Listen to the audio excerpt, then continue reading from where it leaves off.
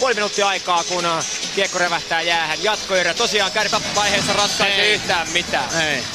Jukka Koivu pumppaa. Siellä vähän fiilistä, nimenomaan. No niin, nimenomaan. Näistä pitää. Hyvällä sykkeellä. Näyttää vähän rentouta tuohon touhuun. Muistetaan se, että yksi maali ratkaisee tämän ottelun. Sillä ei ole väliä kumpi painaa, vaan kumpi tekee maalin. Kärpät kiekko ohjataan sinne päätyyn. TPS-puolustus hakee. Kauppinen hakee alhaalta maalin takaa. Pitkä avaus. Menee pitkäksi. Ja Kolsilla on ollut Kärpät aktiivinen myöskin tässä jatkoajalla. On ehdottomasti joo, mutta kyllä Lassilla on ollut kentän parempi pelaaja tähän mennessä. Saarenheimo Lius vastakkain aloituksessa. Saarenheimo voittaa aloituksen viivaa Wallinille. Wallin katselee. Ottaa tyhjät pois ja nousee 2